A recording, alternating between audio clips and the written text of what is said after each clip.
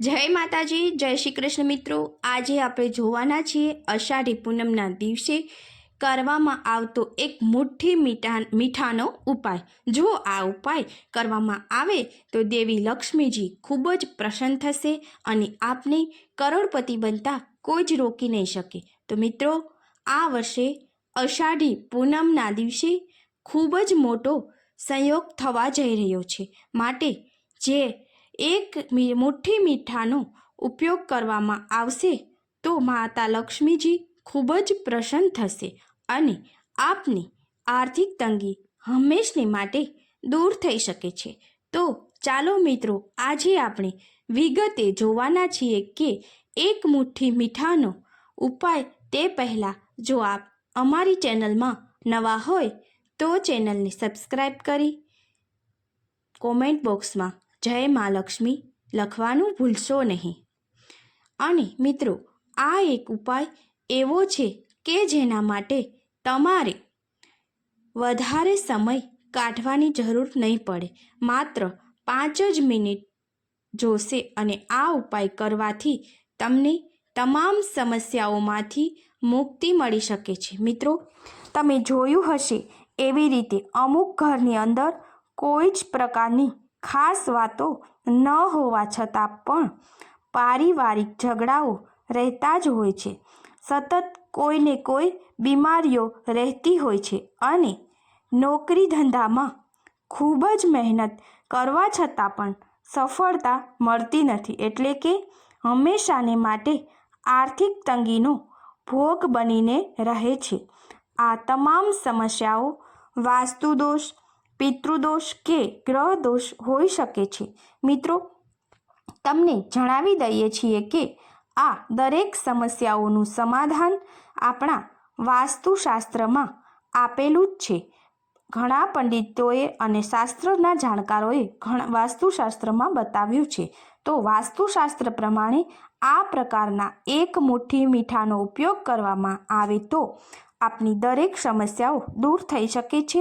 અને ખાસ મિત્રો, એ વાતનું ધ્યાન રાખજો કે આજે તમને બતાવવામાં આવે એ સમય અને એ દિવસે જ ઉપાય કરવો જોઈએ અને ઘરના કયા સભ્યએ આ ઉપાયને કરવાથી શુભ ફળ મળે છે એ પણ તમામ વિગતો આપણે આગળ જોઈએ। મિત્રો, આ ઉપાય કરતાં પહેલાં તમને એ પણ જણાવી દેવા માગું છું કે અષાઢી પૂનમના દિવસે બ્રહ્મ મુહૂર્તમાં તથા સંધ્યાકાળમાં આ ઉપાય તમે કરી શકો છો। મિત્રો, જો તમે બ્રહ્મ મુહૂર્તમાં આ ઉપાય કરવા માગતા હોય તો સૌપ્રથમ આપણે સવારના શુદ્ધ પાણીથી સ્નાન કરી, જો શક્ય હોય તો સ્નાન કરતી વેળાએ પાણીમાં ગંગાજળના 2 ટીપાં નાખવામાં આવે તો તેને ખૂબ જ શુભ માનવામાં આવે છે। હવે તમારે સ્નાન કર્યા બાદ સૌપ્રથમ તો દેવી તુલસીજીને પાણી ચઢાવવાનું છે અને પાણી ચઢાવતી વેળાએ તથા તુલસીજી આગળ દીવાને પ્રગટાવતી વખતે દેવી લક્ષ્મીજીને યાદ કરવાના છે અને દેવી લક્ષ્મીજીને આપના ઘરે આમંત્રણ આપતા હોય એવી રીતે આહ્વાન કરવાનું છે। આમ તુલસી પૂજા થયા પછી આપે ઘરની સાફ સફાઈ એટલે કે ઘરમાં ઝાડુ લગાવવાનું છે અને મુખ્ય દરવાજા આગળ સફાઈ કરી પાણીનો છંટકાવ કરી દેવાનો છે અને ત્યાર પછીથી આ ખૂબ જ શુભ માનવામાં આવતું હોવાથી અને લક્ષ્મીજીને પ્રસન્ન કરવામાં આવતો આ એક ઉપાય તમારે જરૂર કરવાનો છે। મિત્રો, તમારે આપ જાણો છો કે વાસ્તુશાસ્ત્રમાં દરેક પ્રકારના ઉપાયો બતાવવામાં આવેલ છે, એટલે કે ઘરની અંદર રહેલી દરેક ચીજ વસ્તુઓની કોઈ ચોક્કસ સ્થાન હોય છે અને જો આ સ્થાન તેનું વાસ્તુશાસ્ત્ર પ્રમાણે ન રાખવામાં આવે તો આપણને કોઈને કોઈ વાસ્તુદોષ કે નડતર દોષ થાય છે, નડતર રૂપ આપણને વાસ્તુદોષ થાય છે। એવી જ રીતે ગ્રહ દોષ પણ નડતર રૂપ થાય છે।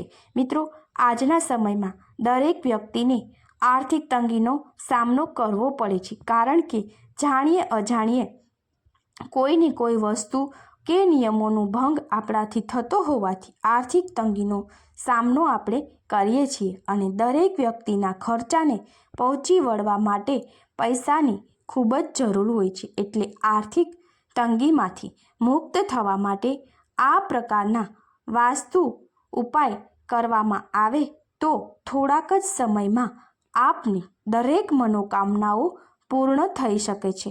મિત્રો, આપને જણાવતા આનંદ થાય છે કે આજે આપણે જે કંઈ મીઠાના ઉપાયો જાણવાના છીએ તે ખાસ કરીને એવા લોકો માટે છે કે જેઓ ખૂબ જ મહેનત કરતા હોવા છતાં પણ આર્થિક તંગીનો સામનો કરી રહેતા હોય છે. તો ચાલો મિત્રો, હવે આપણે વિગતવાર જાણીએ કે આ એક મુઠ્ઠી મીઠાનો ઉપયોગ કરી કઈ રીતે કરવો અને આ ઉપાય કરવાથી આપને શું શું લાભ થઈ શકે છે. તો સૌપ્રથમ તમારે મિત્રો એક ડોલમાં અંદાજિત 2 લીટર જેટલું પાણી લેવાનું છે અને ત્યાર પછી એક મુઠ્ઠી મીઠું આ પાણીમાં ઓગાળી દેવાનું છે. અને મિત્રો, એ બાબતનું તમે ખાસ ધ્યાન રાખજો કે આ પાણી પીવાલાયક પાણી હોવું જોઈએ, એટલે કે શુદ્ધ પાણીનો ઉપયોગ કરવાનો છે. સંપૂર્ણ મીઠું પાણીમાં પીગળી જાય પછીથી જ તમારે આ ઉપાયને કરવાનો છે. આ ઉપાય કરતાં પહેલાં એ વાતનું તમારે ખાસ ધ્યાન રાખવું કે આ ઉપાય મહિલાઓ અને પુરુષો બંને કરી શકે છે. પરંતુ જો મહિલાઓ માસિક ધર્મમાં હોય તો આ ઉપાય કરવાનું ટાળવું જોઈએ. મહિલાઓ આ ઉપાય કરશે તો દેવી લક્ષ્મીજી નારાજ થઈ જશે અને અશુભ પરિણામ આવી શકે છે. તો મિત્રો, હવે આ મીઠાવાળા પાણીને તમારે આપણા દરેક હોલ અને બેડરૂમમાં છાંટી દેવાનું છે. પરંતુ એ વાતનું ખાસ ધ્યાન રાખવું કે આપના હોલ, કિચન અને બેડરૂમમાં રહેલ કોઈ ચીજ વસ્તુઓ ખરાબ ન થાય તેવી રીતે છાંટવાનું છે. પાણી છાંટી દીધા પછીથી તમારે એક સારું કપડું લઈ અને તમામ જગ્યાએ પોતું લગાવવાનું છે. એટલે કે મીઠાના પાણીવાળું પોતું લગાવવાથી આપના ઘરમાં રહેલી દરેક પ્રકારની નકારાત્મક ઉર્જાઓ દૂર થઈ જશે અને સકારાત્મક ઉર્જાનો વાસ થશે.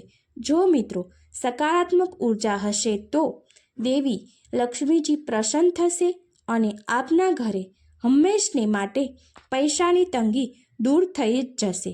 આવું કંઈ કર્યા બાદ મિત્રો તમે જો સવારે આ ઉપાય કર્યા બાદ મિત્રો તમે જો સવારે ઉપાય કરેલો હોય તો સાંજે ફરીથી તમારે શુદ્ધ પાણીનું પોતું ઘરમાં લગાવવું જોઈએ, જેથી કરીને મીઠાવાળા પાણી સાથે રહેલી નકારાત્મક ઉર્જાઓ દૂર થઈ શકે છે અને ખૂબ જ ટૂંક સમયમાં આર્થિક લાભ થતો તમને જણાશે.